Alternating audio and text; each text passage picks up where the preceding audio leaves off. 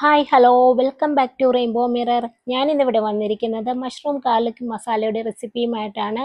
അപ്പോൾ സിമ്പിളായിട്ട് ഇതെങ്ങനെയാണ് ഉണ്ടാക്കുന്നത് നമുക്ക് നോക്കാം. ഞാനിവിടെ 200 ഗ്രാം ക്ലീൻ ചെയ്ത മഷ്റൂം എടുത്തിട്ടുണ്ട്. അത് വലുതാണെങ്കിൽ 6 പീസായിട്ടും ചെറുതാണെങ്കിൽ 4 പീസായിട്ടും കട്ട് ചെയ്തെടുക്കുക. ഒരു മീഡിയം സൈസ് സവാള കൊത്തിയരിഞ്ഞതും 10-18 അല്ലി വെളുത്തുള്ളി ചോപ്പ് ചെയ്തതും കുറച്ച് മല്ലിയിലയും ചോപ്പ് ചെയ്ത് മാറ്റി വെക്കുക. ഒരു പാൻ അടുപ്പത്ത് വെച്ച് ചൂടായി വരുമ്പോൾ അതിലേക്ക് 1.5 ടേബിൾ സ്പൂൺ ബട്ടർ ചേർക്കുക. ബട്ടർ നന്നായി മെൽറ്റായി വരുമ്പോൾ അതിലേക്ക് ചോപ്പ് ചെയ്ത് വെച്ചേക്കുന്ന വെളുത്തുള്ളി ചേർത്ത് നന്നായി മൂപ്പിച്ചെടുക്കണം. അതിനുശേഷം അതിലേക്ക് കൊത്തിയരിഞ്ഞു വെച്ചേക്കുന്ന സവാള ചേർത്ത് നല്ല രീതിയിൽ വഴറ്റിയെടുക്കുക. സവാള നന്നായി വഴണ്ട് ബ്രൗൺ കളർ ആകുമ്പോഴത്തേക്കും അതിലേക്ക് നമ്മൾക്ക് മഷ്റൂം ചേർക്കാം. മഷ്റൂം ചേർത്ത് നന്നായി ഒന്നിളക്കി ഉപ്പും ചേർത്ത് മൂടി വെച്ച് 2 മിനിറ്റ് വേവിച്ചെടുക്കണം. മഷ്റൂമിലേക്ക് വെള്ളം ഒന്നും ചേർക്കരുത്. അതിൽ നിന്ന് അടച്ചു വെച്ച് 2 മിനിറ്റ് കുക്ക് ചെയ്യുമ്പോൾ കുറച്ച് വെള്ളമെല്ലാം ഊറി വരും. അതുകൊണ്ട് 2 മിനിറ്റ് അത് അടച്ചു വെച്ച് നമുക്ക് ചെറുതായി ഒന്ന് കുക്ക് ചെയ്തെടുക്കാം.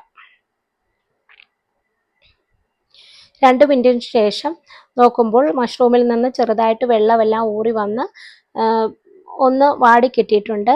അതിലേക്ക് നമുക്ക് 1/2 ടേബിൾ സ്പൂൺ കുരുമുളക് പൊടിയും 1/2 ടീസ്പൂൺ ചില്ലി ഫ്ലേക്സും ചേർത്ത് ഒന്ന് വഴറ്റി മൂടി വെച്ച് വീണ്ടും ഒരു 3 മിനിറ്റ് കുക്ക് ചെയ്തെടുക്കാം. മഷ്റൂം 5 മിനിറ്റ് കുക്ക് ചെയ്യേണ്ട ആവശ്യമുള്ളൂ. അപ്പോഴേക്കും മഷ്റൂം നല്ല രീതിയിൽ പാകമായിട്ടുണ്ടാവും.